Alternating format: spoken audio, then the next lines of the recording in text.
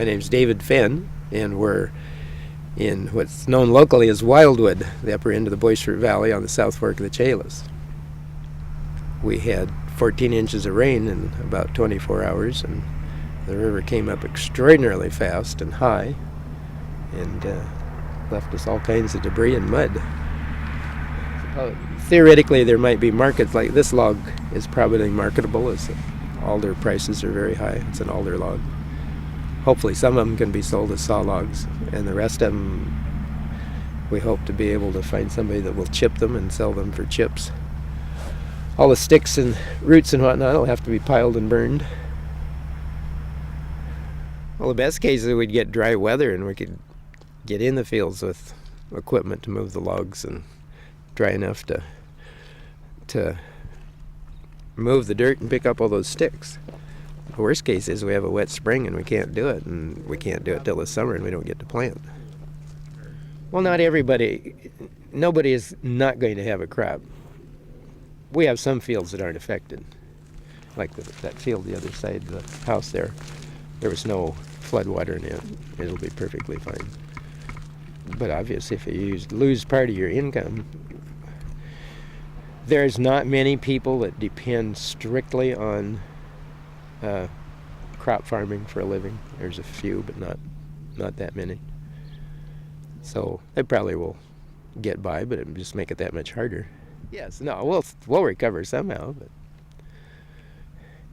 it'll take time. And December and January are supposed to be less busy months, and they're just kind of gone in a blur, trying to clean up mud and equipment and do the regular thing, taking care of the cattle and making plans for the next year and things like that. It's taking way more time than it should. I personally think if the logging companies logged clear-cut less often, that would mitigate the height of the water, how fast it would come. I think that's my personal observations is that, I know if you log a hillside, whether it slides or not, the water just runs off faster, considerably faster. And I don't know how to quantify that with numbers, but it's significant.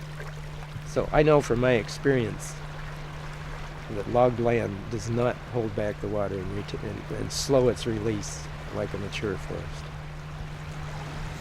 And Weyerhaeuser boys can do all the studies they want, but I'm going to change my mind because I've seen it. That would not have stopped this flood. There was so much rain there would have been a flood, but I don't think it would have been as high.